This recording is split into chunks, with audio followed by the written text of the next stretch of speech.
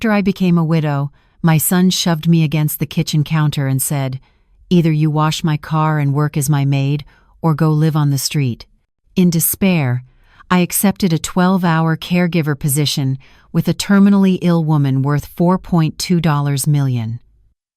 7 months later, she passed away and left me $3.8 million in her will. My son called me 48 times in 3 days demanding the money. I blocked his number and bought back the house he'd stolen from me. If you're watching this, hit that subscribe button and drop a comment telling me where you're watching from. Because what I'm about to share will show you that sometimes the people who should protect you are the ones who destroy you. Sometimes your own child sees your grief as an opportunity for exploitation. And sometimes choosing dignity over family is the hardest, loneliest, most necessary decision you'll ever make.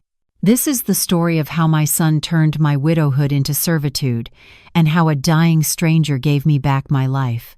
Let me take you back to September 2024, 4 months after I buried my husband, to the day my son put his hands on me for the first time.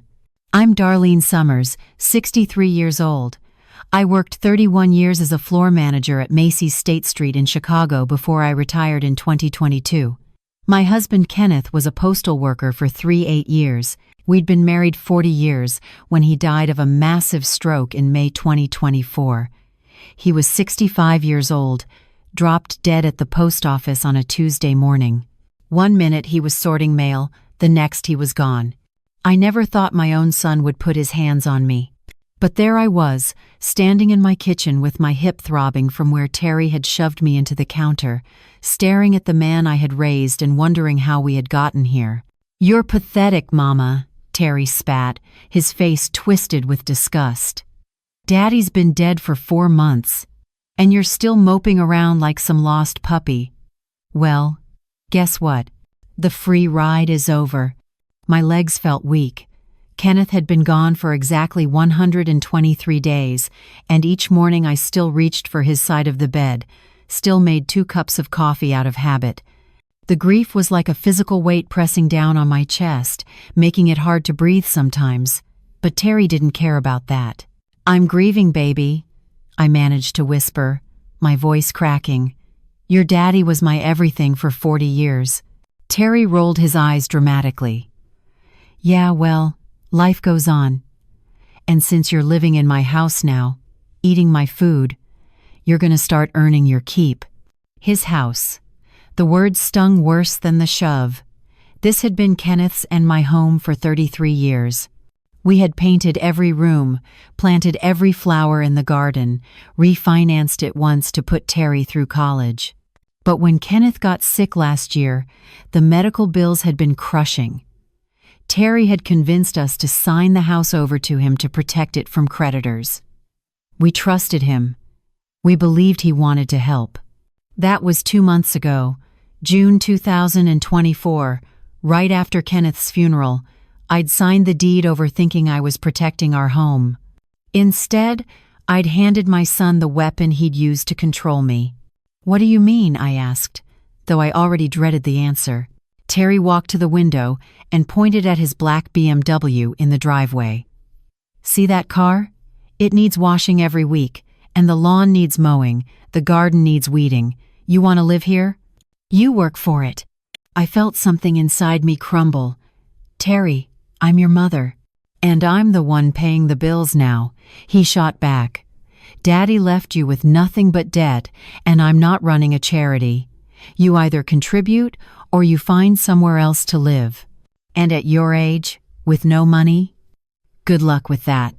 Shanice appeared in the doorway then, my daughter-in-law of 10 years.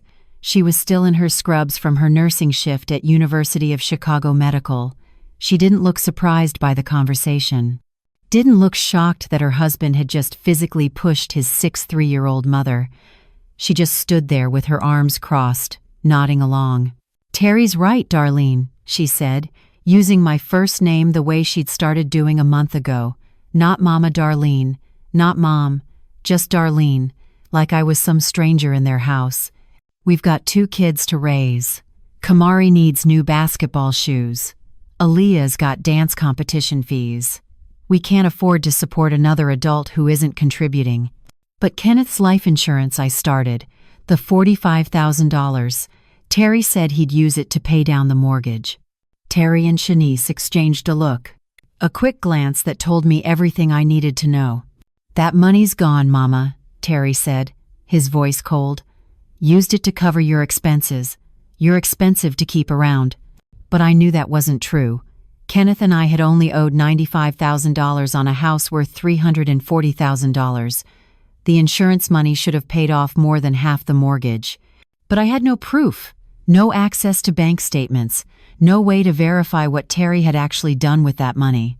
The next morning, I found myself on my hands and knees in the driveway, scrubbing the wheels of Terry's BMW. The concrete was rough against my knees. My back ached. It was early September, still hot in Chicago, and sweat dripped down my face.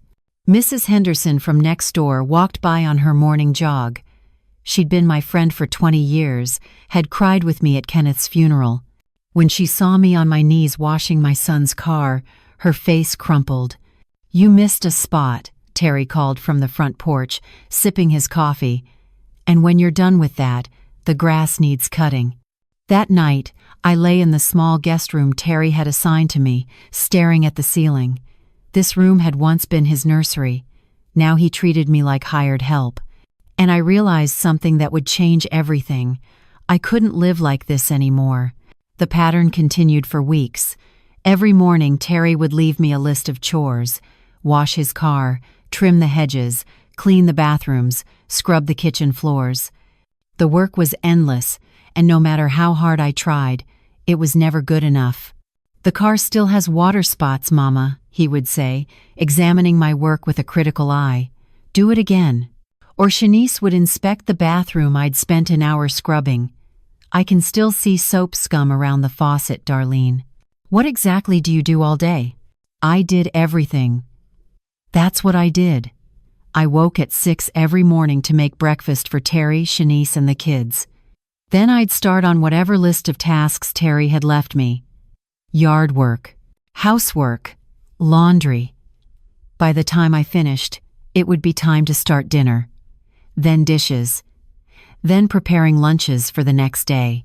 My payment was a roof over my head and whatever leftovers remained after the family finished eating. But the worst part wasn't the physical labor or even the exhaustion. It was the slow erosion of my dignity. Every day I felt a little less like a human being and a little more like furniture that Terry occasionally barked orders at. 3 weeks into this nightmare, I was trimming the front hedge when Mrs. Henderson approached the fence. "Darlene," she said softly, her voice full of concern. "Honey, what's going on? Kenneth would be heartbroken if he saw this." I stopped clipping and looked at her kind face. She and Kenneth had been close. He'd helped her husband fix their roof 2 summers ago. They'd had us over for barbecues every 4th of July. "I'm fine, Elizabeth," I lied. But my voice shook. She reached through the fence and touched my arm. "No, you're not. This isn't right, sweetheart. Kenneth left you that insurance money, didn't he? $45,000. I remember you mentioning it at the funeral." I nodded miserably. Terry said he needed it for house expenses, to help cover my costs. Elizabeth's face darkened. "Darlene, this house has been paid down for years.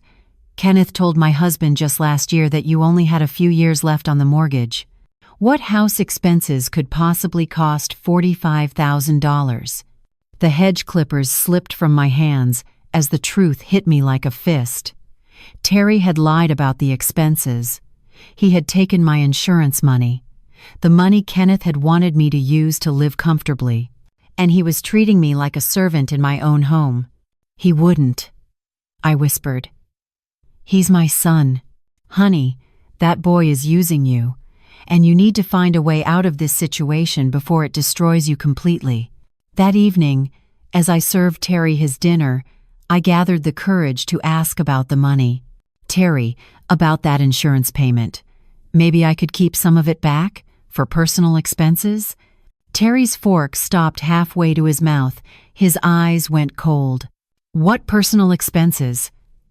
I provide everything you need. Well, I'd like to buy some new clothes. Maybe go get my hair done. I haven't had any spending money in months.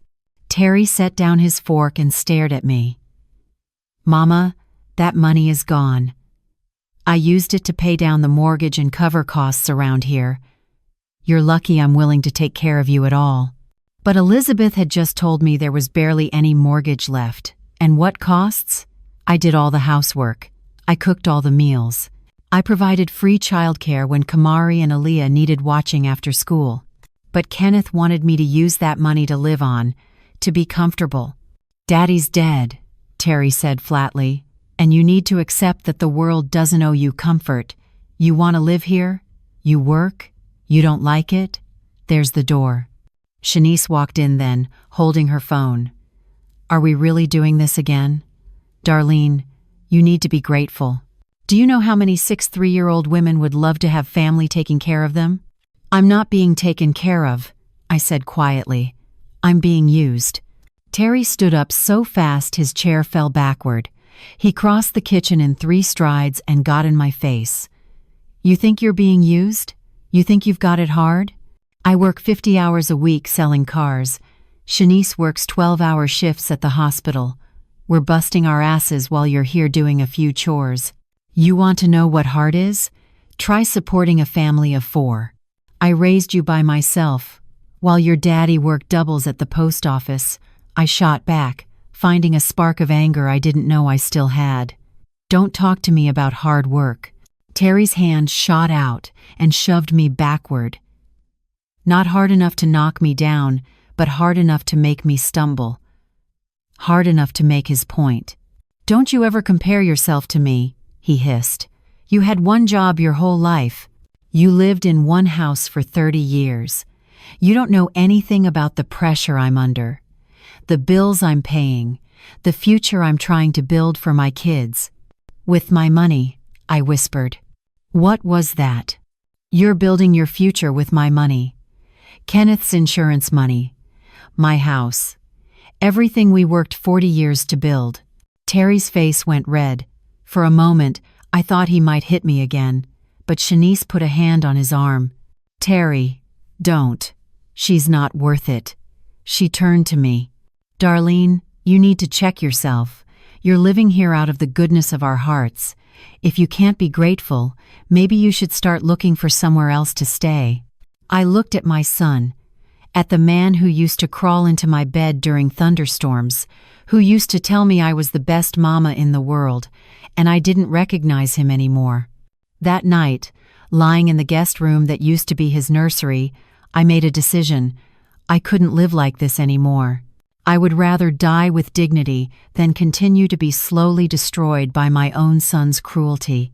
The next morning, I started looking through the classified ads in the Chicago Tribune. My hands trembled as I turned the pages, looking for any job that would hire a 6'3" woman with no recent work experience. That's when I saw it, a small ad tucked between offers for used furniture and pet grooming services. Live-in caregiver needed for elderly woman. 12-hour shifts, room and board included. $22 per hour. North Side location. Terminally ill patient. Serious inquiries only. I stared at that ad for a long time. A live-in position would mean leaving Terry's house, escaping the daily humiliation, but it also meant admitting that my own son had driven me away. I picked up the phone before I could lose my nerve. The phone rang 3 times before a professional voice answered. Whitmore Residence, this is Margaret speaking. My throat felt tight. I'm calling about the caregiver position, the classified ad in the Tribune. One moment, please. I waited, my heart pounding. What was I doing? I was 63 years old. I'd been a retail manager, not a caregiver. I had no medical training beyond basic first aid. They would never hire me. This is Robert Chen, estate manager for Mrs. Whitmore. You're inquiring about the caregiver position? Yes, sir. My name is Darlene Summers. I saw the ad and I need work. Tell me about your experience. I took a breath. I don't have professional caregiving experience. I managed the floor at Macy's State Street for 25 years. But I took care of my husband when he was sick last year. And I raised a son. I know how to cook, clean, manage medications, provide companionship. Mrs. Whitmore is 81 years old and terminally ill. Pancreatic cancer. She has maybe 4 to 6 months. The position requires 12-hour shifts, 6 days a week. You'd live in the Kenwood mansion. Private room, meals provided. $22 per hour. Are you comfortable with hospice care? 4 to 6 months. A dying woman. I thought about Kenneth's final days. The morphine. The hospital bed in our living room. Holding his hand as his breathing changed. Yes, I said quietly. I'm comfortable with that. When can you come for an interview? Today. Anytime today. There was a pause. That's quite eager. I need this job, Mr. Chen. I need it badly.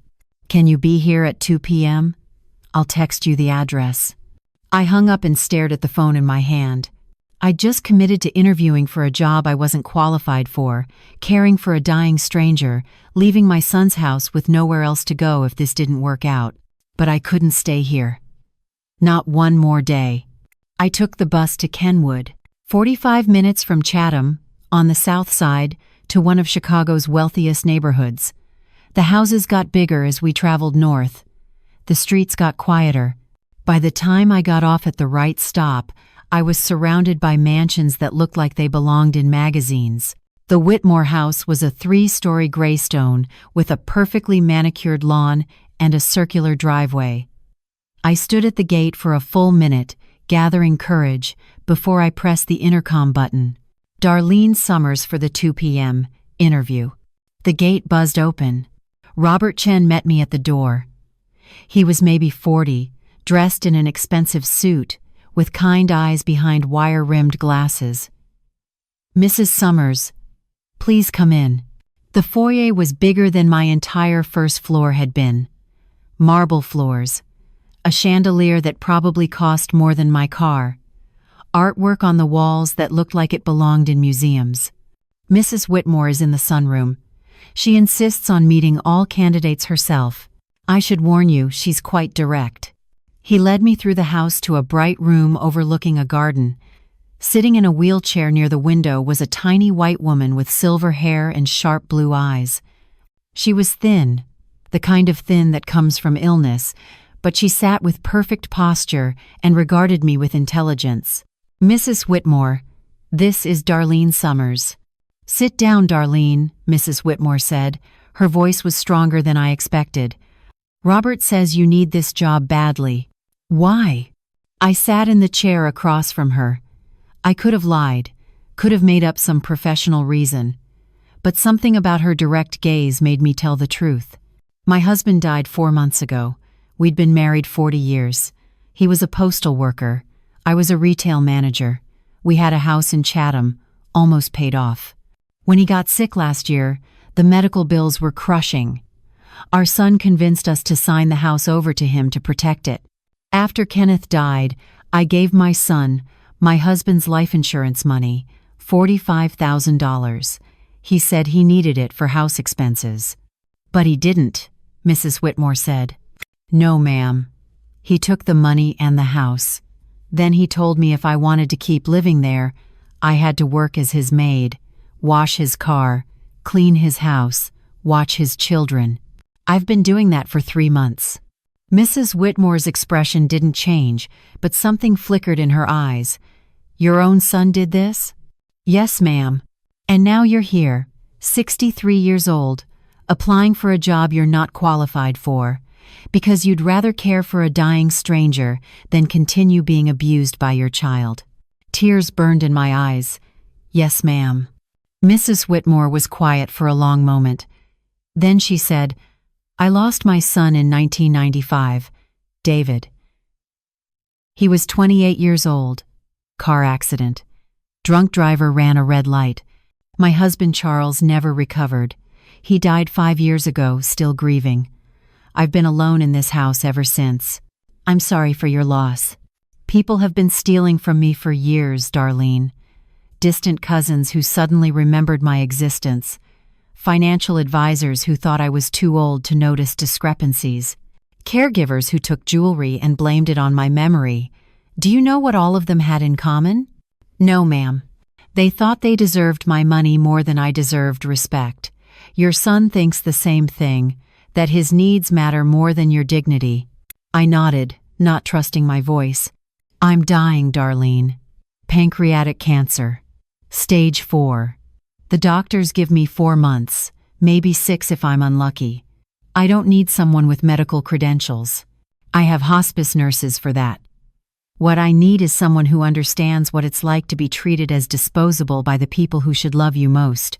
She pressed a button on her wheelchair. Robert Chen appeared in the doorway. Robert, prepare the east bedroom. Darlene starts tomorrow.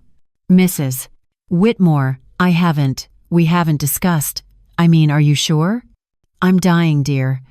I don't have time to be unsure. Can you start tomorrow? I thought about Terry's house, the guest room, that used to be his nursery, the endless list of chores, the humiliation. I can start today. I called Terry from Mrs. Whitmore's sunroom while she and Robert discussed my duties. My hands shook as I dialed. What? Terry answered on the 3rd ring. No hello, no checking if I was okay. I'm not coming back to the house. Silence. Then, what are you talking about? I found a job, live-in caregiver position. I start today. Mama, don't be ridiculous. You can't just leave. Where are you going to work? North Side. I'll send someone for my things this week. Your things? You mean the 3 boxes of clothes we've been storing for you? Fine. Good riddance. Don't expect to come crawling back when this falls through. He hung up. No questions about where I'd be living, no concern for my safety, just anger that his free maid was quitting. I sat there holding the phone, waiting to feel something, sadness, regret, but all I felt was relief. Robert drove me back to Chatham to get my belongings. We pulled up to the house I'd lived in for 33 years, and I felt like a stranger looking at someone else's life. Terry's BMW was in the driveway, dirty again already. The hedges I'd trimmed last week were starting to look shaggy. I let myself in with the key. Terry hadn't bothered to take from me. The house was empty. Terry at work, Shanice on her shift, the kids at school. I walked through rooms full of memories. The kitchen where I'd taught Terry to crack eggs. The living room where Kenneth and I had danced on our anniversary. The bedroom where my husband had died. Terry had already moved into the master bedroom. His clothes in Kenneth's closet. Shanice's perfume on my dresser. They'd erased us. Erased 40 years like we'd never existed. My things were exactly where Terry had said. 3 boxes in the guest room closet, clothes, photo albums, Kenneth's Postal Service retirement watch, my Bible. That's what my life had been reduced to. Robert helped me carry the boxes to his car. As we loaded the last one, Mrs. Henderson came running across her yard. Darlene? Honey? What's happening? Are you leaving? I got a job, Elizabeth. Live-in position. I'm not coming back. She hugged me tight. Good. Good for you, baby. That boy doesn't deserve you. But Darlene, where will you be? How can I reach you? I gave her Robert's card. Call this number if you need me. Tell Kenneth's friends at the post office where I went. But don't tell Terry, please. I won't say a word. You take care of yourself. The drive back to Kenwood felt like traveling to another world. Robert carried my boxes up to the east bedroom, which was bigger than Terry's entire first floor. It had a queen bed with a thick comforter, an attached bathroom with a soaking tub, and windows overlooking the garden. Dinner is at 6, Robert said. Mrs. Whitmore expects you to eat with her. She says she's tired of eating alone. Your duties start tomorrow morning at 8. For today, just settle in and rest. After he left, I sat on the bed and cried. Not sad tears, relieved tears. For the first time in 4 months, I had a room that was mine. A door I could close. A place where nobody would burst in demanding I wash their car or fold their laundry. At 6 o'clock, I found my way to the dining room. Mrs. Whitmore was already there, sitting at the head of a table that could seat 12. 2 places were set, one at the head, one to the right. "Sit down, Darlene. Cook made pot roast. I hope you're not vegetarian." "No, ma'am." "Stop calling me ma'am. My name is Margaret. Call me Margaret." The food was incredible. Real pot roast with carrots and potatoes, fresh bread, green beans that didn't come from a can. I couldn't remember the last time someone had cooked for me. "Tell me about your husband," Margaret said. So I told her about meeting Kenneth at a church picnic in 1984, how he'd been the kindest man I'd ever met, how he'd worked doubles at the post office so I could stay home when Terry was little, how we'd saved every penny to buy our house, how we'd planned to travel when we retired, Jamaica, New Orleans, places we'd never gotten to see. "He sounds like he was worth keeping," Margaret said. He was. 40 years and I never stopped loving him. Never stopped being grateful I found him. I had 38 years with Charles. We lost our David, and Charles just gave up. Stopped eating, stopped sleeping. His heart gave out in 2019, but really, he died the day David did. Some people can't survive losing their children. You did. I didn't have a choice. David's death broke me. Charles's death finished the job, but I'm still here, still breathing, still fighting this cancer for every extra day I can get. Why? If you don't mind me asking, why fight so hard if you're alone? Margaret smiled. It was a sad smile. Spite? Mostly. I have cousins who are waiting for me to die so they can fight over my money. I want to outlive their expectations. But also, I think I was waiting for something. I didn't know what. Maybe I was waiting for you. For me? Someone who understands. Someone who knows what it's like to be discarded by the people who should love you most. Your son thinks you're worthless because you're old and widowed. My family thinks I'm worthless because I'm dying. We can be worthless together. I laughed. Actually laughed for the first time in months. That's the saddest friendship pact I've ever heard. It's honest, at least. Over the next few weeks, I fell into a routine. Wake at 7. Help Margaret get dressed and washed. Make breakfast. Manage her medications. Read to her from the books she loved.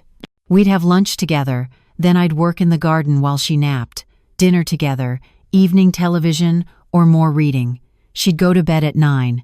I'd be off duty until 7 the next morning. It was the easiest job I'd ever had. Not because the work was light. Margaret needed help with everything as the cancer progressed, but because she treated me like a human being. Said please and thank you. Asked about my day. Told me stories about her life. We talked about everything. Her childhood growing up on the South Side, Charles's real estate business, how they'd built their wealth from nothing, David's short life and sudden death, the decades of grief that followed. And I told her about Terry, about the little boy who'd been so sweet and the man who'd become so cruel, about Shanice's influence, about my grandchildren who barely knew me anymore. "Do you miss them?"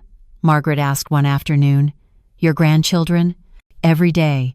Kamari is 14 now, plays basketball. I used to go to all his games. Aaliyah is 11. She dances. I haven't seen her perform in over a year." "Why not?" "Because Terry made it clear I'm not welcome unless I'm working. If I show up to a game, I'd better be ready to babysit afterward, or drive someone home, or make myself useful somehow." Margaret was quiet for a long moment. "I would have given anything for more time with David. Anything. And your son has you here, alive, healthy, wanting to be part of his children's lives, and he's using you. Do you know what that is?" "What?" "Proof that DNA doesn't make family. Love and respect make family. Everything else is just biology." November turned into December. Margaret's health was declining steadily. The hospice nurses came more frequently. The pain medication doses increased, but her mind stayed sharp, and she still insisted on our dinners together, even when she could barely eat. "Tell me something," she said one evening in mid-December. We were sitting in the sunroom. She was wrapped in blankets despite the heat being turned up. "If you had all the money in the world, what would you do?" "I'd buy back my house," I said without hesitation. "The one Kenneth and I built our life in. I'd pay off the mortgage and live there. Maybe fix it up the way we always planned. New kitchen. Refinish the hardwood floors." "That's it? Just the house?" "That's everything. That house is 33 years of memories. It's where I brought Terry home from the hospital, where Kenneth proposed to me on the back porch, where we had Sunday dinners and Christmas mornings. Terry took it from me. If I could have one thing back, it would be that." Margaret nodded slowly. "Charles and I bought this house in 1972. We were young, ambitious. He'd just made his first million in real estate. I thought we'd fill it with children, have 4 or 5 running through these rooms, but we only had David, and then we lost him. This house has been a mausoleum for 30 years, beautiful, empty, full of ghosts. Do you regret staying here?" "Every day, but I didn't know where else to go, and after Charles died, I was too tired to start over. So I stayed, haunting my own life." Christmas came. Margaret gave me a bonus. $5,000 in an envelope with a card that said, "For being the daughter I lost and the friend I needed." I cried. I'd been earning $22 an hour for 3 months. After taxes, I'd saved almost $8,000. Combined with Margaret's bonus, I had $13,000. More money than I'd had since Terry took my insurance payment. But it wasn't enough to buy back my house. Wasn't enough to start over. It was just enough to prove I could survive. I sent Christmas cards to Kamari and Aaliyah, tucked $50 in each one with a note. "I love you. I miss you. I'm proud of you. Love, Grandma." I had them mailed from the Kenwood post office so Terry wouldn't know where I was. Terry called on Christmas Eve. First time I'd heard from him since September. I almost didn't answer. "Mama, it's me. I know who it is. The kids got your cards. Shanice says I should return the money, that you're trying to manipulate them. I sent my grandchildren Christmas money. That's not manipulation. That's love. You left without saying goodbye." Kamari asked where you were. "What am I supposed to tell him?" "Tell him the truth. Tell him you forced me to work as your maid and I found a job where I'm treated with respect." "That's not what happened." "That's exactly what happened, Terry. You took my house. You took my money. You made me sleep in a guest room and wash your car. You shoved me. Do you remember that part? When you put your hands on your mother?" Silence. "I didn't mean to. I was stressed." "You meant it. And I'm done pretending you didn't. Merry Christmas, Terry." I hung up. My hands were shaking, but I felt stronger than I had in months. January arrived. Margaret's condition worsened significantly. She was sleeping 18 hours a day. The pain was constant. The hospice nurses prepared me. She had weeks, maybe days. One afternoon in late January, Margaret woke from a nap and asked Robert to call her attorney. "I need to update my will," she said. Her voice was weak but determined. "Margaret, you should rest," I said. "I'll rest when I'm dead, which will be soon. Robert, call David Goldstein. Tell him it's urgent." The attorney arrived within 2 hours. A distinguished man in his 70s with a briefcase full of documents. He set up in Margaret's bedroom while Robert and I waited outside. They were in there for over an hour. When the attorney left, he nodded to me with an expression I couldn't read. Respect? Sympathy? I didn't know. "Darlene," Margaret called. "Come sit with me." I pulled a chair close to her bed. She looked exhausted. The meeting had taken everything she had. "I've changed my will," she said. "I want you to know. After I'm gone, there will be questions, accusations. My cousins will be furious. But this is what I want, what I need you to understand. Margaret, you don't have to tell me anything about your will. Yes, I do, because you've given me something no one else could. You've given me genuine companionship in my final months. You've treated me like a human being, not a bank account. You've listened to my stories about David, about Charles. You've cried with me, laughed with me. You've made dying less lonely. You've given me the same thing, a place where I'm valued, where I'm not invisible. Your son is a fool. Anyone who throws away a mother like you deserves exactly what he gets, which in this case is nothing. I didn't understand what she meant, not then. I'm leaving you the bulk of my estate, Margaret said. The house, the investments, most of the cash. There's enough there to buy back your home 10 times over. Enough to never worry about money again. Enough to prove to your son that throwing you away was the most expensive mistake he'll ever make. My mouth went dry. Margaret, no, I can't. Your family, they'll fight it. They'll say I manipulated you. Let them try. I've had David record a video testament. I'm of sound mind. The will is airtight. This is my choice, my money, my decision. And I'm deciding that you deserve it more than cousins who visited me twice in 5 years. But why? Why me? Margaret smiled. It was peaceful. Content. Because you showed me that kindness still exists. Because in my final months, you gave me something to believe in. Family isn't blood, Darlene.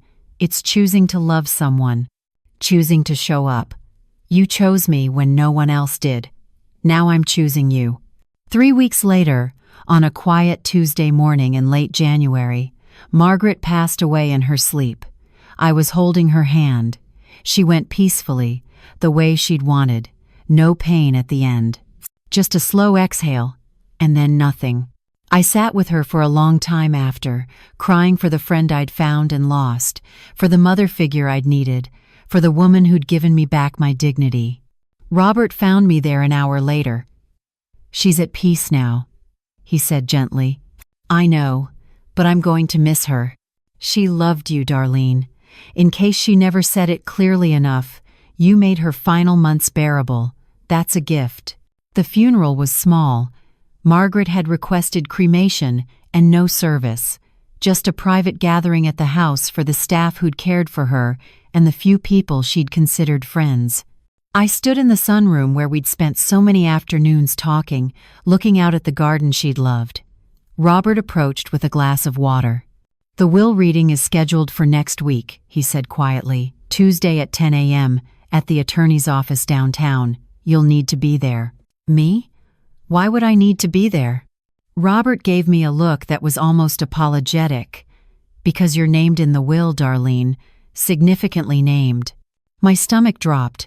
Robert, I can't accept anything major. Her family will destroy me. They'll say I manipulated her. Margaret knew they'd say that. That's why she made the video testament. That's why she had 3 doctors confirm her mental competency 2 weeks before she died. That's why her attorney spent months making sure the will was ironclad. She wanted you protected. From what? From her cousins, who are going to be very, very angry. The following Tuesday, I put on my best dress and took the train downtown to the law offices of Goldstein and Associates. The reception area was elegant. Marble floors, expensive art. The kind of place where every minute probably cost more than I used to make in an hour. I was early. I sat in the waiting area, my hands clasped in my lap, trying to calm my racing heart. At 9:45, the elevator doors opened and 3 people stepped out. 2 middle-aged men in expensive suits and a woman in her 50s dripping with jewelry. They looked around the reception area with the confidence of people who expected to be wealthy by lunch. This is it, one of the men said. I thought Margaret's estate would merit something more impressive. Don't be crass, Richard, the woman said. Let's just get through this. Sign the papers, divide the assets. I want to be done by noon. They noticed me then. Gave me the kind of dismissive glance wealthy people give to furniture. "Are you the secretary?" the woman asked. "We're here for the Whitmore estate reading." "I'm not the secretary.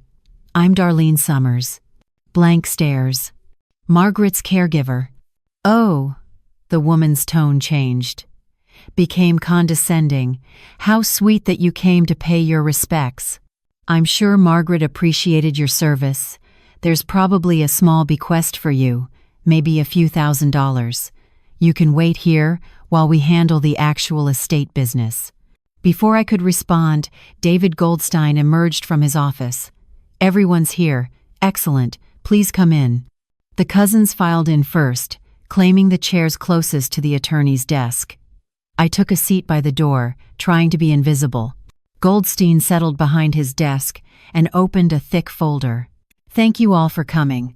I'm David Goldstein, Margaret Whitmore's attorney for the past 35 years.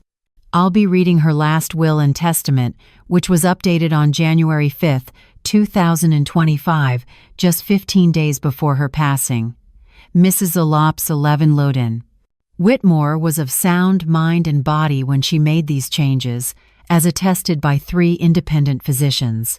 Yes, Richard said impatiently. "Let's get to the distribution." Goldstein gave him a cool look. "First, I need to show you something Mrs. Whitmore recorded. She wanted you to hear this, in her own words." He turned on a screen mounted on the wall. Margaret's face appeared. She was in her bed, clearly weak, but her eyes were sharp and her voice was steady.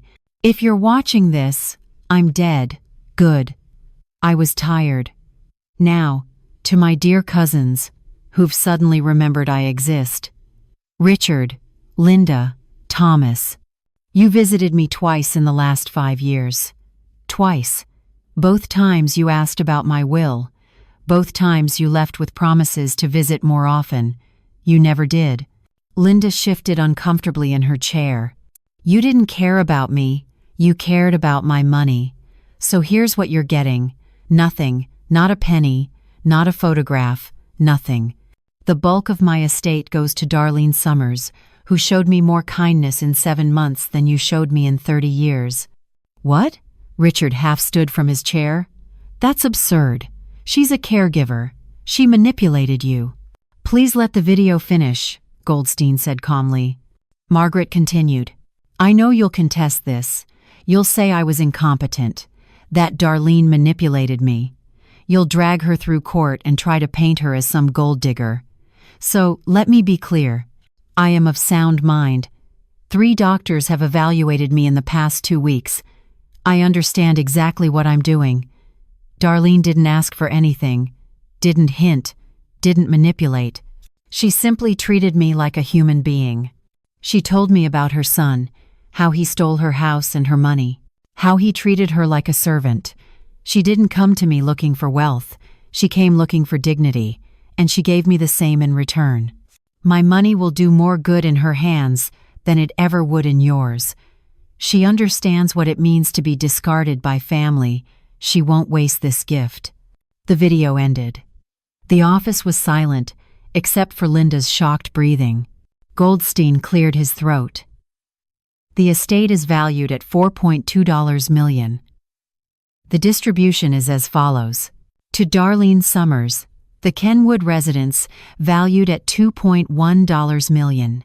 The investment portfolio managed by Merrill Lynch valued at $1.8 million. And a cash bequest of $500,000.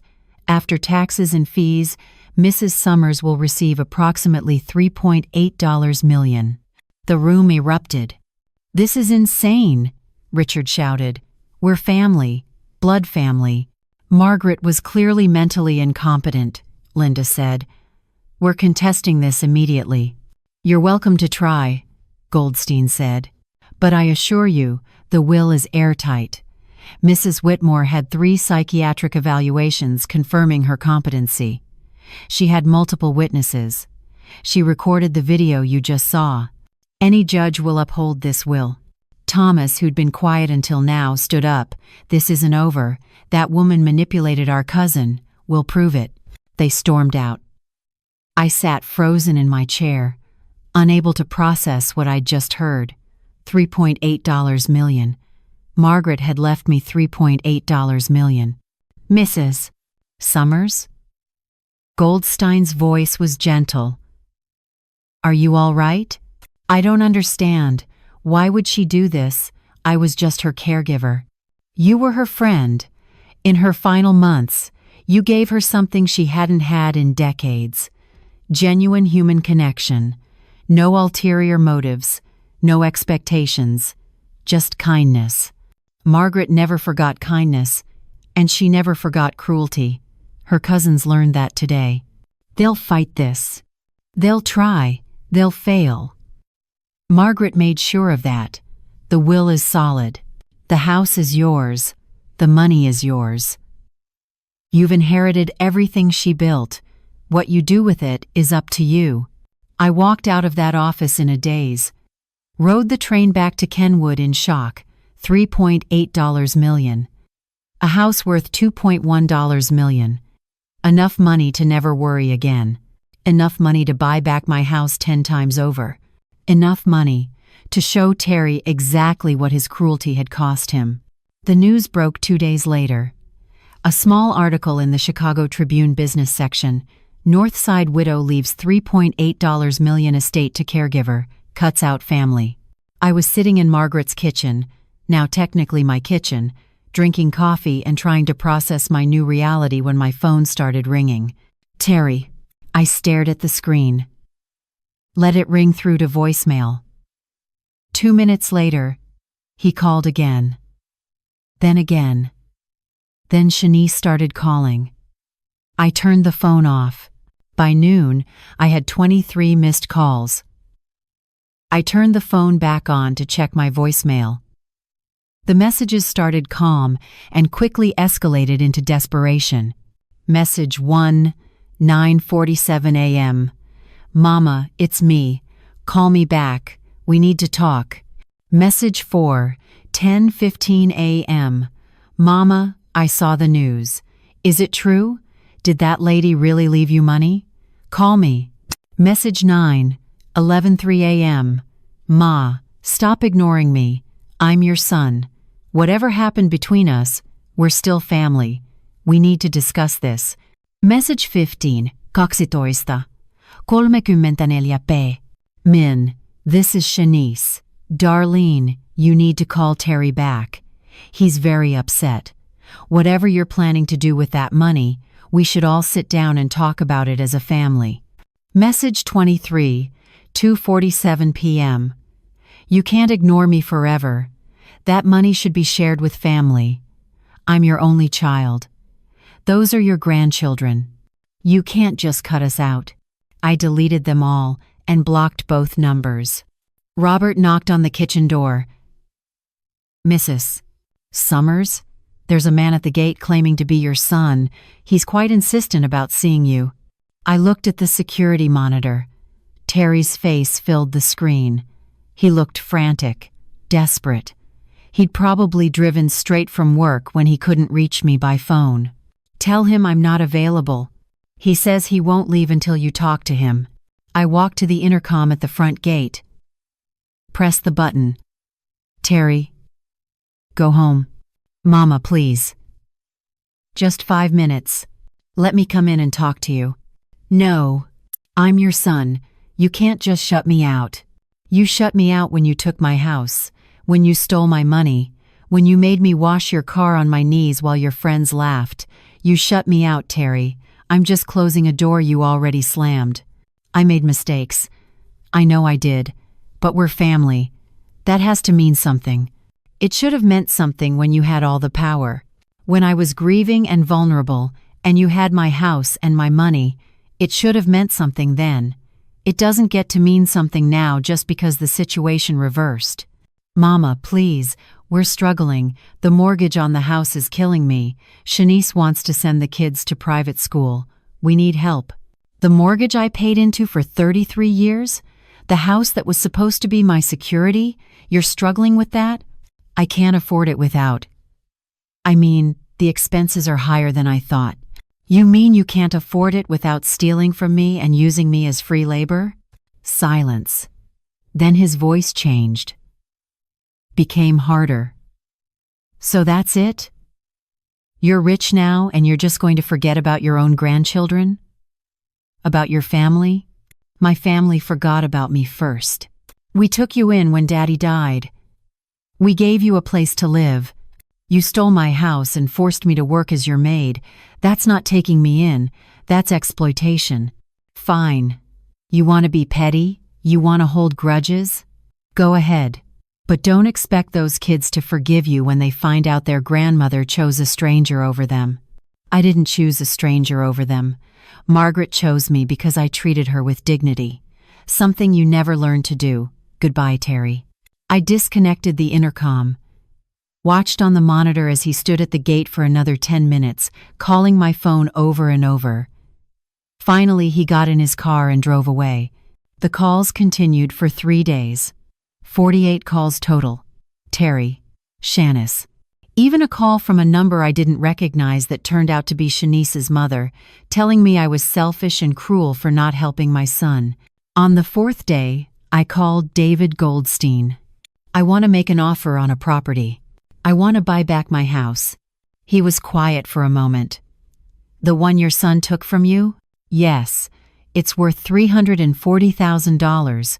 He owes $95,000 on the mortgage. I want to offer him $250,000 cash. He walks away with $155,000 profit, more than he deserves, but I want this done quickly and cleanly. And if he refuses? He won't. He's drowning. He took out that mortgage expecting to keep using me as free labor. Without me doing all the housework and childcare, he can't keep up with the payments. He needs the money. I'll draft the offer today. Terry called me within an hour of receiving the paperwork. I answered this time. $250,000? That's it? This house is worth $340,000. And you owe $95,000. My offer lets you walk away with $155,000 profit. That's $110,000 more than you deserve after stealing it from me in the first place. You're my mother. You should just give me money if I need it, not make me sell the house. You weren't my son when you stole it from me. You don't get to be my son now when it's convenient. You have 48 hours to accept. After that, the offer expires and you can figure out how to make your mortgage payments without me. Shanice says we should hold out for more, that you'll cave because you want the house so badly. Then Shanice is wrong. This is a business transaction. Accept or decline. He accepted 36 hours later. We closed 2 weeks after that. On March 20th, 2025, I walked back into the house Kenneth and I had built our life in, the house Terry had stolen.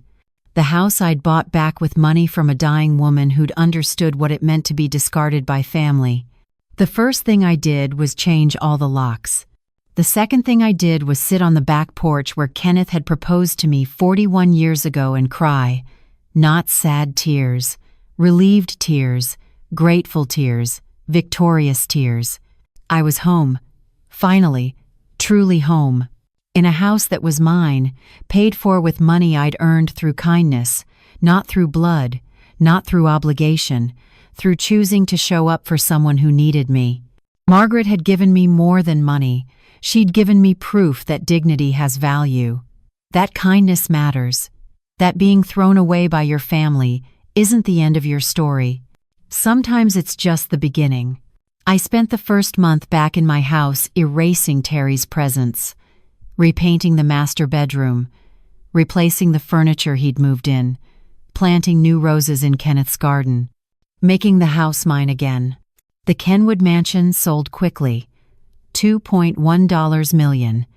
After real estate fees and taxes, I netted $1.9 million. Combined with the $500,000 cash bequest and the $1.8 million investment portfolio Margaret had left me, I had approximately $4.2 million in total assets.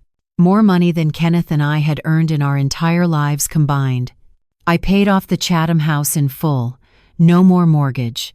The house Kenneth and I had worked 33 years to pay for was finally, completely mine. I paid a contractor $40,000 to renovate the kitchen and refinish the hardwood floors, the things Kenneth and I had always planned to do but never had the money for. I donated $200,000 to the hospice foundation that had cared for Margaret, in her name, so other dying people could have the dignity she'd fought for in her final months. The rest I invested conservatively with a financial advisor Goldstein recommended. Between the investment income and my pensions, I was earning about $17,000 a month, more than I'd ever dreamed of having. But money couldn't fix everything. Money couldn't bring back my relationship with my son, couldn't give me back my grandchildren. In May, 3 months after I'd bought back the house, Elizabeth Henderson came over for coffee.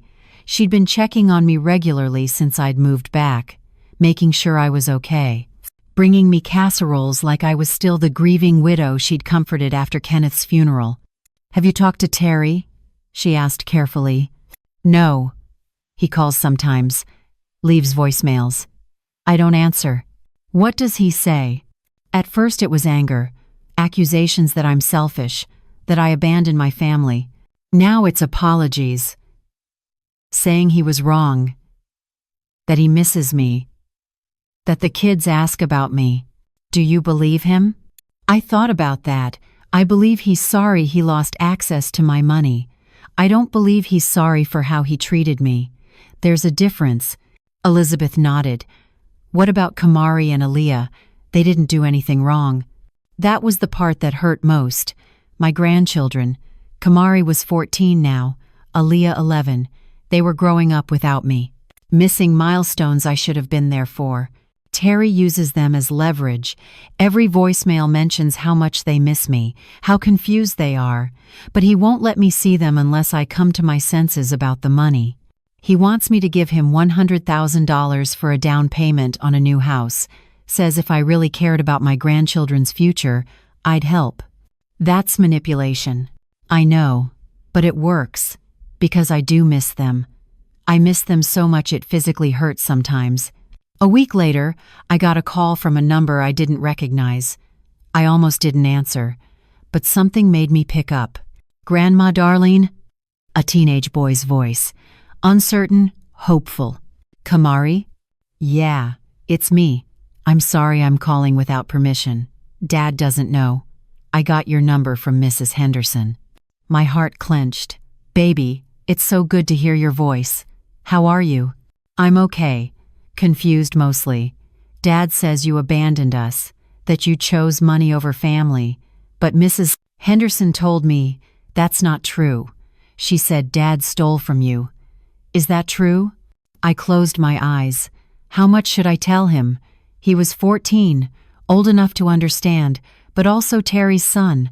I didn't want to poison him against his father. "Your dad and I had a disagreement about how to handle things after your grandfather died. I needed to leave and find my own way, but I never stopped loving you and your sister. Can I see you? Please? I miss you. And Aliyah does too, even though she won't admit it. Does your dad know you're calling?" "No. He'd be mad. He says you're dead to us now. But Grandma, you're not dead. You're just gone, and I don't understand why." Tears rolled down my face. "Baby, it's complicated. Adult problems that aren't your fault or your sister's. Can't you fix it? Can't you just apologize to Dad or whatever so we can be a family again?" "I don't have anything to apologize for, sweetheart. But I'll tell you what. When you're 18, when you're an adult, and can make your own decisions, you can come see me. This house will always be open to you, both of you, no matter what your father says." That's 4 years from now. I know. I'm sorry. But I can't force your dad to let me see you, and I won't put you in the middle of our problems. He says you're rich now, that you have millions, and won't share any of it with us. That we might lose our apartment because you're selfish. There it was. Terry was using the kids to guilt me, telling them I was the reason they were struggling. "Kamari, listen to me carefully. Your father made choices that hurt me. Bad choices. He's responsible for his own financial situation. Not me. I love you. I love your sister. But I can't let your father continue to use me, do you understand? I think so. But Grandma, he's my dad. I have to live with him, and he's really angry all the time now. Is he hurting you? Or your sister? No. He just yells a lot. And Mom is talking about leaving. She says she didn't sign up for being poor. That Dad promised her a certain lifestyle. So Shanice was planning to leave Terry. I shouldn't have felt satisfaction at that, but I did. She'd pushed Terry to exploit me. She'd treated me like a servant. Now she was abandoning him when the money ran out. I'm sorry you're going through this, baby, but it's not your fault, and it's not my responsibility to fix. Your dad made his choices. Now he has to live with them. Okay. Can I call you sometimes? Just to talk? Anytime. I'll always answer for you. After we hung up, I sat in my kitchen crying. For my grandson who was caught in the middle. For my granddaughter who probably felt abandoned. For the family that should have been but never would be again. Elizabeth came over that afternoon, took one look at my face and pulled me into a hug. Kamari called, I said. Terry's telling the kids I abandoned them. What did you tell him? The truth. That his father made bad choices. That I love them. But I can't fix this. That's all you can do, honey. You can't set yourself on fire to keep them warm. Terry needs to learn that actions have consequences. And those kids need to learn that love without respect isn't really love at all. What if they hate me? Then you'll survive that too, just like you survived Kenneth's death, just like you survived Terry's abuse. You're stronger than you know, Darlene Summers. 6 months after Margaret's death, I was working in Kenneth's rose garden when a car pulled into my driveway. A silver sedan I didn't recognize. A young man in his 30s got out, carrying a briefcase. Mrs. Summers? I'm David Chen. I'm a social worker with the Chicago Coalition Against Elder Abuse. Do you have a few minutes? I stood up, brushing dirt from my knees. What's this about? I've been following your story, the inheritance. The way Margaret Whitmore chose you over her own family. It made the news. And I wondered if you'd be willing to share your experience with some of my clients. What kind of clients? Elderly people being financially exploited by their families. Adult children who steal from aging parents. Grandchildren who manipulate grandparents. People who feel trapped because they think they have to accept mistreatment from family. I invited him inside, made coffee, and for the first time, I told the whole story to someone outside my immediate circle. Kenneth's death, Terry taking the house, the stolen insurance money, being forced to work as a maid, finding Margaret, the inheritance, buying back my dignity. David listened without interrupting. When I finished, he said, "Your story gives people hope. Hope that they can escape. That choosing themselves isn't selfish. That there's life after family betrayal. What do you want me to do? Talk to them, one-on-one. Let them know they're not alone. That someone else survived and came out the other side." So I did. Every Tuesday afternoon, David would bring someone to my house, an 80-year-old woman whose daughter was stealing her Social Security checks, a 73-year-old man whose son was pressuring him to sign over his house, a 68-year-old widow whose daughter-in-law treated her like an unpaid nanny. I told each of them my story, showed them that survival was possible, that choosing dignity over family obligation wasn't selfish, that they deserved respect regardless of their age. One woman, Clara, was 76. Her son had taken power of attorney and was draining her accounts. She cried in my kitchen. "But he's my son.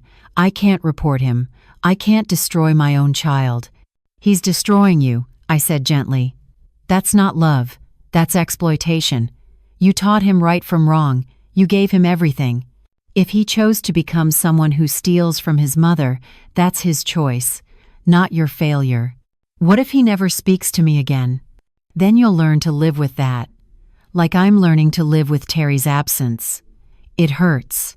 Every day it hurts. But it hurts less than being used, less than being invisible in your own life. Clara filed for guardianship reversal 3 weeks later, got her accounts back. Her son didn't speak to her for 6 months. Then he showed up one day, apologetic, claiming he'd been under stress. She let him back in her life with boundaries, supervised visits, no financial access. He's still angry about it. But she's still in control of her own life. That's what Margaret gave me. Control. Not just money, though the money mattered, but control over my own story, my own dignity. The power to say no to people who demanded I set myself on fire to keep them warm. November 2025. 18 months after Kenneth died.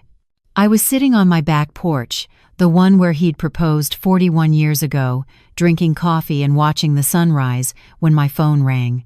Terry. I almost didn't answer. But something made me pick up. Mama? His voice was different, smaller, broken. What do you want, Terry? Shanice left me. 3 months ago. She said she was done being poor, done struggling. She moved to Atlanta with some doctor she met at the hospital. I didn't say anything. I had to give up the apartment. I'm living with a friend right now. The kids are angry, confused. Kamari barely speaks to me. Aaliyah cries every night asking why everyone left. Why are you telling me this? Because I don't know what else to do. I lost everything. The house you bought back, Shanice, my kids' respect, everything. And I know it's my fault. I know I did this. Yes, you did. I'm sorry. I know that doesn't fix anything. I know sorry doesn't give you back the year I stole from you. But Mama, I'm so sorry. I was greedy and stupid and cruel. And I lost my mother because of it. I closed my eyes. Part of me wanted to forgive him immediately, to tell him to come home, to fix everything the way mothers are supposed to fix things. But I'd learned something in the past 18 months. Sometimes love means letting people experience the consequences of their choices. Sometimes the kindest thing you can do is refuse to rescue someone from their own mistakes. I forgive you, I said finally. But forgiveness doesn't mean things go back to how they were. You hurt me, Terry, deeply, and I can't trust you the way I used to. Can I see you? Please? Just for coffee? Eventually. But not yet. I need more time. And you need to figure out who you are without Shanice pushing you. Without my money to bail you out. You need to learn to be the man your father raised you to be. Daddy would be so disappointed in me. Yes, he would. But he'd also believe you could be better. I believe that too, but you have to do the work, baby. I can't do it for you. What about Kamari and Aaliyah? They ask about you. When you're stable, when you've proven you can be responsible for your own life, then we'll talk about me having a relationship with them. But Terry, if you ever use those children to manipulate me again, we're done. Permanently. Understand? I understand. Good. Now go figure out how to be a better man. I hung up, sat on the porch Kenneth built, in the house we'd made together, surrounded by roses he'd planted and I'd maintained. Margaret's inheritance had given me this, the power to say no, the freedom to choose who got access to my life. Kenneth would have been proud of me. Margaret would have been proud of me. And slowly, finally, I was becoming proud of myself. And I'd learned that sometimes being thrown away by the people who should love you isn't the end of your story. Sometimes it's the beginning of finding out who you are when you're not busy trying to earn someone else's love. Sometimes losing everything teaches you what you're actually worth. And sometimes, a dying stranger leaves you more than money. She leaves you proof that your dignity was never for sale in the first place. That is Darlene Summers' story. Now I want to hear from you. Where are you watching this from? What city? What country? Drop it in the comments below. I love seeing our global community come together over these powerful stories about elder financial abuse, family betrayal, and the impossible choice between protecting yourself and maintaining relationships. Real question. If you were Darlene, what would you have done? Would you have left Terry's house and taken the caregiver job? Would you have accepted Margaret's inheritance knowing it would destroy what was left of your family? Or would you have given Terry money to keep the peace? Tell me in the comments. Hit that like button if this story made you feel something. Share it if you know someone caring for an aging parent, someone whose adult child is taking advantage of them financially, someone who's being treated like a burden by the people who should value them most. And subscribe for more raw, real stories about elder exploitation, family betrayal, choosing dignity over obligation, and what happens when strangers show you more love than your own blood. Thanks for watching. Sometimes the people who should protect you are the ones who destroy you. Sometimes your grief becomes someone else's opportunity. Sometimes choosing yourself over family is the loneliest, most necessary decision you'll ever make. And sometimes a dying stranger understands your worth better than your own child ever did. See you in the next video.